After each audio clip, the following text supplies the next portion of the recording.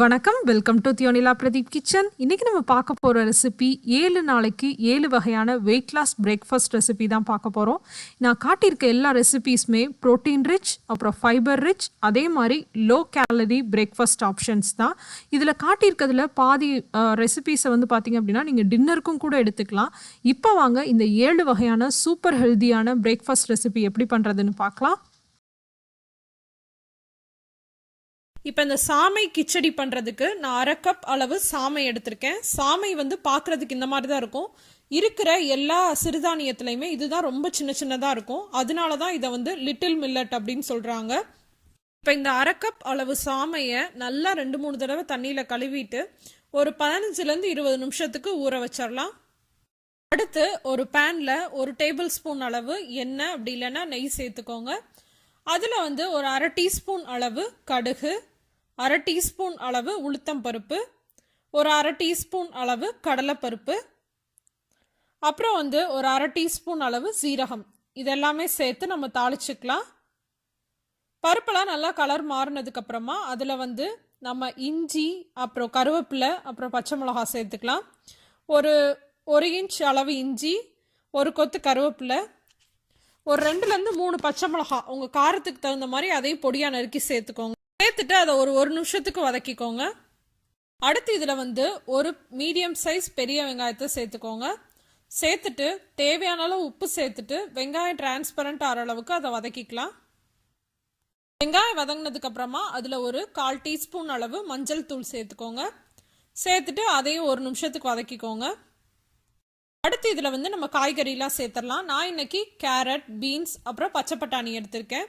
உங்களுக்கு வந்து காலிஃப்ளவர், உருளைக்கிழங்கு, அப்புறம் கேப்சிகம் எது பிடிக்குமோ எது வேணாலும் சேர்த்துக்கலாம். இப்போ இதை ஒரு 2 நிமிஷத்துக்கு வதக்கிக்கோங்க. அடுத்து காய் வேகிறதுக்காக ஒரு 1/4 கப் அளவு தண்ணி சேர்த்துக்கலாம். ரொம்ப நேரம்லாம் வேகணும்னு அவசியம் இல்லை, ஏன்னா வந்து நம்ம சேர்த்துருக்க எல்லா காயுமே சீக்கிரமாக வெந்துடும். பட்டாணியுமே நான் ஃப்ரோசன் பட்டாணி தான் யூஸ் பண்ணியிருக்கேன். அதனால ஒரு 3-4 நிமிஷம் வெந்துச்சுன்னா போதும், மூடி வச்சிடலாம். இப்போ பாருங்க, காயெல்லாம் நல்லா வெந்துருச்சு. இப்போ இதில் வந்து 1 கப் அளவு தண்ணி சேர்த்துக்கலாம். தண்ணி சேர்த்துட்டு டேஸ்ட் பண்ணி பாருங்க, உங்களுக்கு உப்பு பத்தலைன்னா கூட சேர்த்துக்கலாம். தண்ணி வந்து நல்லா கொதிக்கட்டும். கொதிச்சதுக்கு அப்புறமா வந்து நம்ம சாமையை சேர்த்துக்கலாம். இப்போ நம்ம ஊற வச்ச சாமையை சேர்த்துக்கலாம். சேர்த்துட்டு நல்லா கலந்து விட்டுக்கோங்க. கலந்து விட்டுட்டு மூடி வச்சு ஒரு 8-10 நிமிஷத்துக்கு அது நல்லா வேகட்டும். இப்போ பாருங்க, 10 நிமிஷத்துக்கு அப்புறமா சாமை வந்து நல்லா வெந்துருச்சு. தண்ணியே இல்லாமல் நல்லா தண்ணியெல்லாம் வத்திருச்சு. இப்போ இந்த ஸ்டேஜில் கொஞ்சமாக மல்லி இலை தூவிட்டு நம்ம சர்வ் பண்ணிடலாம்.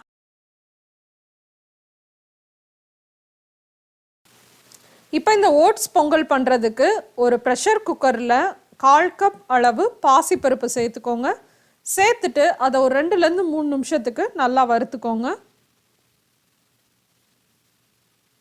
இந்த மாதிரி நல்லா வறுப்பட்டதுக்கு அப்புறமா அதை நல்லா தண்ணியில் 2 தடவை கழுவிட்டு திரும்ப ப்ரெஷர் குக்கர்லேயே சேர்த்துக்கோங்க.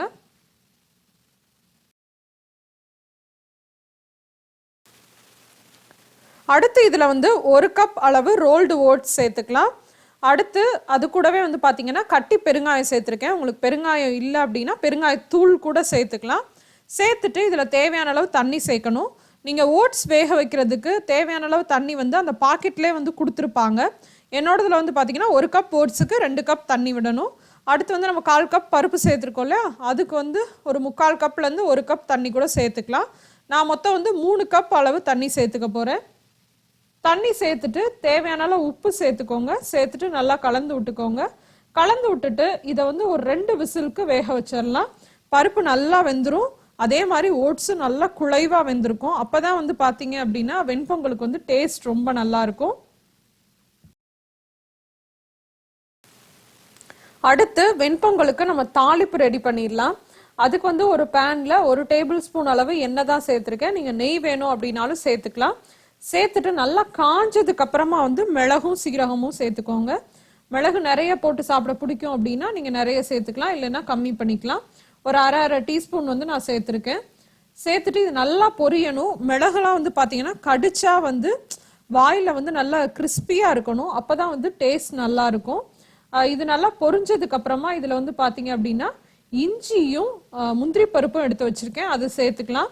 நான் எப்பயுமே வந்து இந்த தாளிப்புல வந்து கொஞ்சம் நிறையவே வந்து இஞ்சி, முந்திரி பருப்பு, கருவேப்பிலை இதெல்லாமே சேர்த்துக்குவேன். அப்பதான் வந்து வெண்பொங்கலுக்கு வந்து டேஸ்ட் ரொம்ப நல்லா இருக்கும். இப்போ முந்திரி பருப்பு வந்து நல்லா செவக்கிற அளவுக்கு வறுத்துக்கலாம். பருப்பு நல்லா செவந்ததுக்கு அப்புறமா நம்ம எடுத்து வச்சிருக்கோம் இல்லையா, அந்த கருவேப்பிலையும் இதோட சேர்த்துக்கலாம். நீங்க பெருங்காயத்தூள் பருப்பு வேக வைக்கிறப்பயே சேர்க்காம இருந்தீங்க அப்படின்னா இந்த ஸ்டேஜ்ல கொஞ்சம் பெருங்காயத்தூளும் நல்ல வாசனைக்காக சேர்த்துக்கலாம். இப்போ இதை நல்லா கலந்து விட்டுட்டு நம்ம வந்து செஞ்சு வச்சிருக்கோம் இல்லையா அந்த வெண்பொங்கல்ல சேர்த்துடலாம்.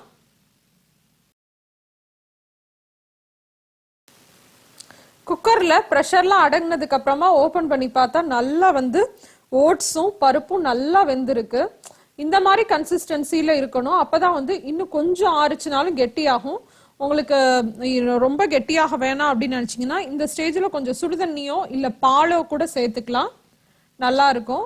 இப்ப நல்லா கலந்து விட்டுட்டு நம்ம தாளிப்பு ரெடி பண்ணி வச்சிருக்கோம் இல்லையா, அதை கலந்துட்டு நம்ம சர்வ் பண்ணிடலாம். இப்போ இந்த தோசை பண்ணுறதுக்கு 1 கப் அளவு பச்சை பயிரை நல்லா தண்ணியில் கழுவிட்டு அதுக்கப்புறமா ஊற வச்சுக்கோங்க. ஏன்னா இந்த தண்ணியவே நம்ம அரைக்கிறதுக்கு பயன்படுத்த போகிறோம். அதனால் நல்லா சுத்தமான தண்ணியில் ஊற வச்சுக்கோங்க. பச்சை பயிரை வந்து ஓவர் நைட் நல்லா ஊற வச்சுக்கலாம். அடுத்து வந்து இது ஆப்ஷனல் தான், 2 டேபிள் ஸ்பூன் வந்து ஏதாவது ஒரு அரிசியை வந்து ஊற வச்சுக்கோங்க. இது வந்து ஓவர் நைட் விடுறதுனாலும் விடலாம், அப்படி இல்லைன்னா ஒரு 2-3 மணி நேரம் ஊறிச்சுனா கூட போதும். இப்போ பாருங்க பச்சை பயிரும் நல்லா ஊறி இருக்கு, அரிசியும் ஊறிடுச்சு. இப்போ இதை நம்ம வந்து அரைச்சி எடுத்துடலாம். அதுக்கு ஒரு மிக்சி ஜாரில் 2 இன்ச் அளவு இஞ்சி, 2 பச்சை மிளகா, ஒரு அரை டீஸ்பூன்லேருந்து 1 டீஸ்பூன் அளவு சீரகம், அப்புறம் இது கூடவே நம்ம ஊற வச்சிருந்தோம் இல்லையா அந்த அரிசியை தண்ணி இல்லாமல் சேர்த்துக்கோங்க. அப்புறம் இது கூடவே பச்சை பயிரையும் சேர்த்து நம்ம அரைச்சி எடுத்துடலாம். பச்சை பயிர் வந்து ரொம்ப அதிகமாக இருக்கனால நான் 2 பேட்சாக அரைச்சி எடுத்துக்க போகிறேன். ஃபர்ஸ்ட் பேட்ச் போட்டு அரைச்சி எடுத்துடலாம். தேவையான அளவு தண்ணி சேர்த்து நல்லா ஸ்மூத்தாக அரைச்சிக்கோங்க. நான் வந்து பச்சை பயிரை ஊற வச்சோம் இல்லையா அந்த தண்ணியை சேர்த்து அரைச்சி எடுத்துக்க போகிறேன். இந்த மாதிரி நல்லா ஸ்மூத்தாக அரைச்சிக்கோங்க. அடுத்து 2வது பேட்சையும் நான் அரைச்சிட்டு வந்துடுறேன்.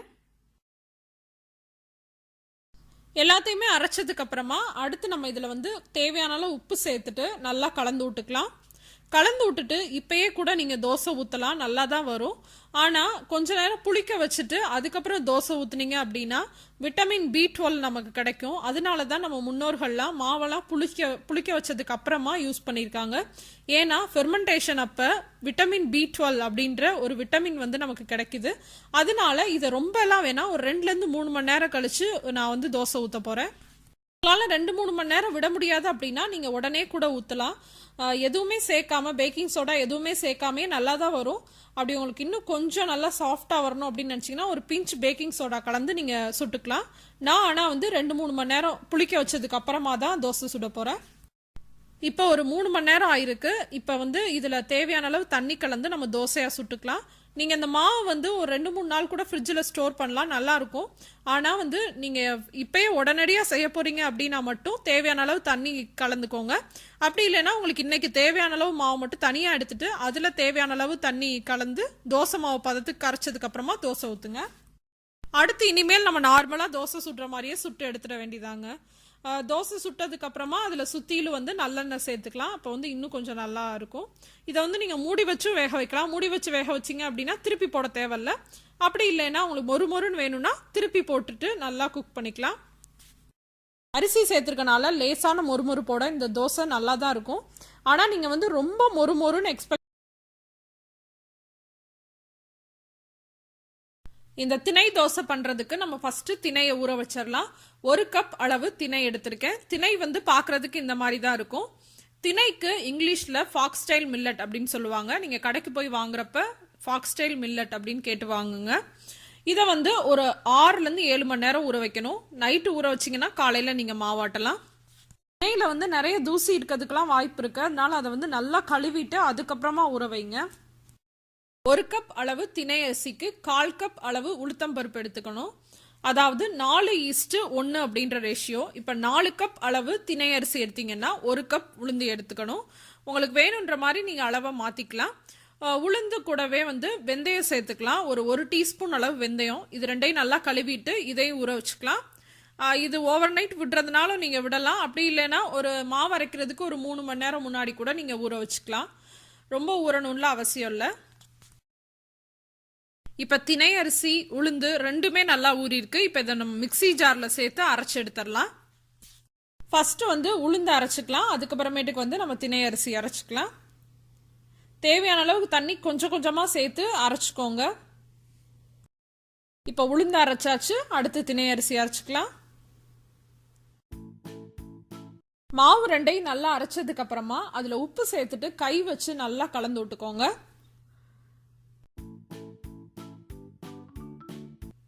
இந்த மாதிரி நல்லா கலந்ததுக்கு அப்புறமா அதை மூடி வச்சுட்டு ஒரு 7-8 மணி நேரம் நல்லா புளிக்க விடுங்க. மாவு நல்லா புளிக்கட்டும். மாவு இந்த மாதிரி நல்லா புளிச்சதுக்கு அப்புறமா அதை மெதுவாக கலந்து விட்டுக்கோங்க. கலந்துட்டு உங்களுக்கு கெட்டியா இருக்க மாதிரி ஃபீல் ஆச்சு அப்படின்னா கொஞ்சமா தண்ணி சேர்த்து தோசை மாவு பதத்துக்கு கரைச்சிக்கோங்க. இனிமே வந்து நம்ம நார்மலா தோசை சுடுற மாதிரியே இதை சுட்டு எடுத்துடலாம். நல்லா நல்லெண்ணெய் விட்டு சுடுங்க. உங்களுக்கு நல்லெண்ணெய் வேணாம் அப்படின்னு நினச்சிங்கன்னா நான்ஸ்டிக் பேனில் எண்ணெய் இல்லாமல் கூட நீங்கள் சுட்டுக்கலாம். ஆனால் இரும்பு தவா தான் ரொம்ப நல்லது. இதிலே வந்து ஊத்தப்பம் இதெல்லாம் பண்ணலாம். எப்படி அப்படின்றத நான் இன்னொரு வீடியோவில் சொல்கிறேன். தோசை அடிப்பக்கமாக வெந்ததுக்கு அப்புறமா அதை திருப்பி போடலாம். திருப்பி போட்டு இந்த சைடு வெந்ததுக்கு அப்புறமா இதை எடுத்து நம்ம சர்வ் பண்ணிடலாம். எவ்வளோ மொறு மொறுன்னு தோசை வந்திருக்கு பார்த்தீங்களா? ரொம்ப சூப்பராக வருங்க. இதில் ஒரு 2 ஸ்பூன் அரிசி கூட நீங்கள் சேர்த்துக்கலாம். அப்படி இல்லைன்னா 2 ஸ்பூன் அவல் கூட சேர்த்துக்கலாம். இதெல்லாம் உங்கள் டோட்டலி ஆப்ஷனல் தான். அப்படி சேர்த்திங்கன்னா இன்னும் கொஞ்சம் மொறு மொறுப்பாக இருக்கும்.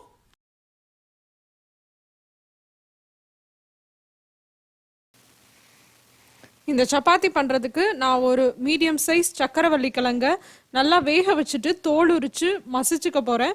மசிக்கிறதுக்கு வந்து நீங்கள் ஃபோக் அப்படி இல்லைன்னா உருளைக்கிழங்கு மசிக்கிறது வச்சு கூட மசிச்சுக்கலாம். இந்த மாதிரி கிழங்கெல்லாம் நல்லா மசிச்சு விட்டதுக்கப்புறமா அதில் உங்களுக்கு விருப்பமான மசாலாக்களை வந்து நீங்கள் சேர்த்துக்கலாம். நான் வந்து பார்த்தீங்கன்னா ஒரு 1/4 டீஸ்பூன் அளவு மஞ்சள் தூள், 1/4 டீஸ்பூன் அளவு கரம் மசாலா, ஒரு 2 டீஸ்பூன் அளவு காஷ்மீரி மிளகாய்த்தூள் சேர்த்துருக்கேன். நீங்கள் சாதா மிளகாய்த்தூள் சேர்த்திங்க அப்படின்னா கம்மியாக சேர்த்துக்கோங்க. இது வந்து காரம் அதிகமாக இருக்காது. அப்புறம் கொஞ்சமாக கொத்தமல்லி இலை, அப்புறம் தேவையான அளவு உப்பு, இதெல்லாம் சேர்த்துட்டு நல்லா வந்து கலந்து விட்டுக்கோங்க. நல்லா வந்து கட்டி இல்லாத மாதிரி பிசைஞ்சு விட்டுக்கோங்க. கிழங்கெல்லாம் வந்து நல்லா மசிஞ்சிருக்கணும். இந்த மாதிரி கை வச்சு நல்லா மசிச்சு விட்டுக்கோங்க. கிழங்கு வந்து வேக வச்சது வந்து பார்த்தீங்க அப்படின்னா தண்ணி இல்லாத மாதிரி பார்த்துக்கோங்க. ரொம்ப தண்ணியாக கிழங்கு இருந்துச்சு அப்படின்னா நிறைய மாவு சேர்க்க வேண்டியதாக இருக்கும். இப்போ பாருங்களேன், நான் பிசைகிறப்பே உங்களுக்கு தெரியும் நல்லா கெட்டியாகவே இருக்குது கிழங்கு. இப்போ இதுக்கு பார்த்தீங்க அப்படின்னா 1-1 1/4 கப் அளவு நம்ம வந்து கோதுமை மாவு சேர்த்துக்கலாம். 1 கப் அளவு சேர்த்துட்டு அதுக்கப்புறம் நீங்கள் வந்து நல்லா பிசைஞ்சு பார்க்கணும். இன்னும் கொஞ்சம் ரொம்ப லூஸாக இருக்க மாதிரி இருந்துச்சு அப்படின்னா இன்னும் கொஞ்சம் நீங்கள் மாவு சேர்த்துக்கலாம். இதுக்கு தண்ணி எதுவுமே சேர்க்க தேவையில்லை. இந்த கிழங்குக்கு தகுந்த மாதிரி அதில் இருக்க ஈரத்துக்கு தகுந்த மாதிரி வந்து நீங்கள் மாவு சேர்த்தா போதும். இதே மாதிரியே வந்து நீங்கள் உருளைக்கிழங்குல கூட பண்ணலாம். இப்போ இதை நல்லா வந்து சப்பாத்தி மாவு பதத்துக்கு நல்லா பிசைஞ்சுக்கோங்க. பாருங்கள், கொஞ்சம் கொஞ்சமாக மாவு சேர்த்து நான் வந்து பிசைஞ்சிட்டேன். கடைசியாக வந்து பார்த்தீங்கன்னா ஒரு டீஸ்பூன் அளவு எண்ணெய் சேர்த்துட்டு நல்லா வந்து மாவு பிசைஞ்சுக்கோங்க. அப்போ வந்து மாவு வந்து ட்ரை ஆகாமல் இருக்கும். இப்போ இதை நார்மலாக நம்ம சப்பாத்தி தேய்க்கிற மாதிரியே வந்து நம்ம தேய்ச்சிக்கலாம். கொஞ்சமாக கோதுமை மாவு 2 சைடும் தடவி சப்பாத்தி தேய்க்கிற மாதிரியே சப்பாத்தி தேய்ச்சி எடுத்துக்க வேண்டியதான்.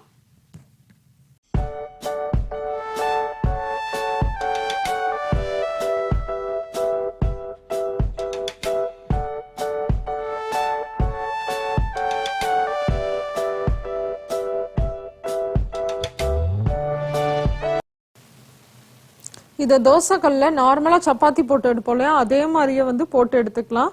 பார்த்தீங்க அப்படின்னா ஒரு சைடு நல்லா வெந்ததுக்கு அப்புறமா அடுத்த சைடு திருப்பி போடுங்க. திரும்ப அந்த அடி சைடு வெந்ததுக்கு அப்புறமா 2 சைடு வெந்ததுக்கு அப்புறமா 2 சைடுமே கொஞ்சமாக ஆயில் அப்ளை பண்ணி நல்லா 2 சைடு வந்து பொன்னிறம் ஆற வரைக்கும் நம்ம சப்பாத்தியை நல்லா சுட்டு எடுத்துக்கலாம். பாருங்க, சப்பாத்தி 2 சைடுமே நல்லா வெந்து ரெடி ஆயிடுச்சு. இப்போ இதை நம்ம எடுத்து சர்வ். இந்த ஓட்ஸ் உப்புமா பண்ணுறதுக்கு 1/2 கப் அளவு ரோல்டு ஓட்ஸை ஒரு கடாய் அப்படி இல்லைன்னா பேனில் வறுத்துக்கலாம். ரொம்ப ப்ரௌன் கலர் ஆற வரைக்கும் வறுக்கணுன்ற அவசியம் இல்லை, லேசாக வறுத்தா போதும். இந்த மாதிரி வறுப்பட்டதுக்கப்புறமா இதை எடுத்து தனியாக ஒரு பவுலில் வச்சுக்கோங்க. அடுத்து அதே கடாயில் ஒரு டீஸ்பூன் அளவு எண்ணெய் சேர்த்துக்கோங்க. அதில் வந்து ஒரு 1/4 டீஸ்பூன் கடுகு, ஒரு 1/4 டீஸ்பூன் உளுத்தம்பருப்பு, அது கூட வந்து ஒரு 5-6 வந்து வேர்க்கடலை சேர்த்துருக்கேன். வேர்க்கடலைக்கு பதிலாக நீங்கள் முந்திரி பருப்பு கூட சேர்த்துக்கலாம். இது வந்து நம்ம உப்புமா சாப்பிட்றப்ப அங்கங்கே கடிப்பட்டு டேஸ்ட் நல்லாயிருக்கும், அதனால தான் சேர்த்துருக்கேன். சேர்த்துட்டு வேர்க்கடலையே கொஞ்சம் நேரம் வறுத்துக்கோங்க. அடுத்து இதில் ஒரு 3 பச்சை மிளகா, அப்புறம் ஒரு 2 இன்ச் அளவு இஞ்சி பொடியாக நறுக்கி சேர்த்துக்கோங்க. இந்த ஓட்ஸ் உப்புமாவில் நம்ம காரத்துக்கு பச்சை மிளகா மட்டும்தான் சேர்க்க போகிறோம், அதனால உங்கள் காரத்துக்கு தகுந்த மாதிரி பச்சை மிளகா சேர்த்துக்கோங்க. சேர்த்துட்டு அதை ஒரு நிமிஷத்துக்கு வறுத்துக்கோங்க. அடுத்து இதில் ஒரு மீடியம் சைஸ் பெரிய வெங்காயத்தில் பாதி வெங்காயத்தை பொடியாக நறுக்கி சேர்த்துக்கோங்க. அது கூட ஒரு கொத்து அளவு கருவேப்பிலை, தேவையான அளவு உப்பு, இதெல்லாம் சேர்த்துட்டு வெங்காயத்தை வதக்கிக்கலாம். வெங்காயம் வதங்கினதுக்கு அப்புறமா இதில் காய் எல்லாம் சேர்த்துக்கலாம். நான் இன்னைக்கு கேரட், பச்சை பட்டாணி, அப்புறம் பீன்ஸ் இது 3 சேர்த்துருக்கேன். நீங்கள் கேப்சிகம் வேணும்னா அது கூட சேர்த்துக்கலாம், உங்களுக்கு விருப்பமான காய் சேர்த்துக்கலாம். ஒரு கேரட், ஒரு 2 பீன்ஸ், அப்புறம் ஒரு 1/4 கப்புக்கும் கொஞ்சம் குறைவாக வந்து ஃப்ரோசன் பச்சை பட்டாணி சேர்த்துருக்கேன். காய் கூடவே ஒரு 1/4 டீஸ்பூன் அளவு மஞ்சள் தூள் சேர்த்துட்டு மஞ்சள் தூளோட பச்சை வாசனை போகிற அளவுக்கு அதை ஒரு நிமிஷத்துக்கு வதக்கிக்கலாம். 1/2 கப் அளவு ரோல்டு ஓட்ஸுக்கு 1 கப் அளவு தண்ணி சேர்த்துக்கணும். நான் இப்போ 1 கப் அளவு தண்ணி சேர்த்துட்டு அது கொஞ்சம் கொதிக்கிறதுக்காக கொஞ்சம் நேரம் மூடி வச்சிட போகிறேன். அப்போ வந்து காயும் கொஞ்சம் ஓரளவு வெந்துடும். இப்போ இந்த மாதிரி நல்லா கொதிச்சதுக்கு அப்புறமா அதில் நம்ம வறுத்து வச்சிருந்தோம் இல்லையா அந்த ரோல்டு ஓட்ஸை சேர்த்துக்கோங்க. அது கூடவே வந்து பார்த்தீங்கன்னா கொத்தமல்லியும் சேர்த்துட்டு நம்ம நல்லா கலந்து விட்டுட்டு மூடி வச்சிடலாம். மூடி வச்சுட்டு ஒரு 2லேருந்து 3 நிமிஷம் இடையில திறந்து பார்த்துட்டு கிளறி விட்டுக்கோங்க. 2லேருந்து 3 நிமிஷத்துல ஓட்ஸ் வந்து வெந்துடும். உங்களோட பிராண்டை பொறுத்து வந்து வேகிற டைம் வந்து மாறும், அதனால வந்து வெந்துருச்சான்னு பார்த்துட்டு நீங்கள் அப்பயே ஸ்டவ் ஆஃப் பண்ணிடலாம். இப்போ இது பண்ணுறதுக்கு ஒரு பவுலில் 1/4 கப் அளவு கடலை மாவு எடுத்துக்கோங்க. இதை ஏன் வெஜிடேரியன் ஆம்லேட் அப்படின்னு சொல்கிறாங்கன்னா, ஆம்லேட் அதாவது எக்கில் இருக்க அளவு ப்ரோட்டீன் வந்து இந்த கடலை மாவுலேயும் இருக்குங்க. அதனால தான் வந்து இதை வந்து வெஜ் ஆம்லேட் அப்படின்னு சொல்கிறாங்க. இப்போ இந்த கடலை மாவு கூடவே வந்து தேவையான அளவு உப்பு, கொஞ்சமாக மஞ்சள் தூள், காரத்துக்கு தேவையான அளவு மிளகாய்த்தூள் அல்லது மிளகுத்தூள் கூட நீங்கள் சேர்த்துக்கலாம். மிளகுத்தூள் ரொம்ப நல்லது, நீங்கள் சேர்த்துக்கலாம். அது கூட வந்து கொஞ்சமாக பெருங்காயத்தூளும் கொஞ்சமாக ஓமத்தை நல்லா க்ரஷ் பண்ணியும் சேர்த்துக்கிறேன். ஓமம், பெருங்காயத்தூள் இதெல்லாம் வந்து செரிமானத்துக்கு ரொம்ப நல்லது. அது கூடவே வந்து கொஞ்சமாக சீரகம் சேர்த்துக்கிறேன். உங்கள்கிட்ட ஓமம் இல்லைன்னா நீங்கள் வந்து அதை ஸ்கிப் பண்ணிக்கலாம். இப்போ சேர்த்துட்டு நல்லா கலந்து விட்டுக்கோங்க. கலந்து விட்டுட்டு கொஞ்சம் கொஞ்சமாக தண்ணி சேர்த்து நல்லா வந்து கெட்டியாக இல்லாமல் நல்லா கரைச்சிக்கோங்க. எந்தவித கட்டியும் இல்லாமல் நல்லா கரைச்சதுக்கப்புறமா அதில் வந்து நம்ம எடுத்து வச்சுருக்க இன்க்ரீடியன்ட்ஸ்லாம் ஆட் பண்ணிக்கலாம். இஞ்சி 1 இன்ச் அளவு, அப்புறம் ஒரு கொத்து கருவேப்பிலை, கொஞ்சமாக கொத்தமல்லி இலை, வெங்காயம், கேரட், இதெல்லாம் வந்து உங்களுக்கு எவ்வளோ அளவு வேணுமோ அதிகமாக நீங்கள் ஆட் பண்ணிக்கலாம். உங்களுக்கு வந்து கேரட் நிறைய பிடிக்கும் அப்படின்னா நிறையவே ஆட் பண்ணிக்கலாம். அப்புறம் இதில் உங்களுக்கு விருப்பமான காய் என்ன வேணாலும் சேர்த்துக்கலாம். கீரை இருந்துச்சு அப்படின்னா கீரையை கட் பண்ணி கூட இதில் நீங்கள் சேர்த்துக்கலாம். இதை வந்து நார்த் இந்தியாவிலலாம் பார்த்தீங்க அப்படின்னா பேசன் சீலா அப்படின்னு சொல்லுவாங்க. அவங்களுக்கு வந்து பிரேக்ஃபாஸ்ட்டுக்கு அதிகமாக இதை எடுத்துக்குவாங்க. இப்போ தேவையான அளவு தண்ணி சேர்த்துட்டு நல்லா தோசை மாவு பதத்துக்கு இதை கரைச்சிக்கலாம். இப்போ நார்மலாக ஆம்லேட் ஊற்றுற மாதிரி தாங்க. தோசைக்கல் லைட்டாக எண்ணெய், நான் வந்து தேங்காய் எண்ணெய் எடுத்திருக்கேன். தேங்காய் எண்ணெய் ரொம்ப நல்லது. நீங்கள் வந்து வீட்டில் என்ன சமையல் எண்ணெய் யூஸ் பண்ணுவீங்களோ அதை எடுத்துக்கலாம். ரீஃபைண்ட் ஆயிலில் வந்து அவாய்ட் பண்ணுறது ரொம்ப நல்லது. இப்போ அதில் வந்து நம்ம கரைச்சி வச்சுருக்கோம் இல்லையா அந்த பேசன் பேட்டரை வந்து ஆட் பண்ணிக்கலாம். ரொம்ப வந்து தோசை மாதிரி ரவுண்டாலாம் நீங்கள் பண்ணணும்னு அவசியம் இல்லைங்க. ஆம்லேட் மாதிரியே வந்து நம்ம அதை போட்டு எடுத்துக்கலாம்.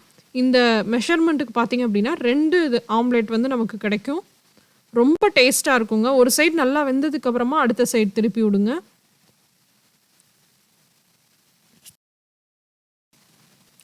ரெண்டு சைடும் நல்லா வெந்ததுக்கப்புறமா இதை எடுத்து நம்ம சர்வ் பண்ணிடலாம்.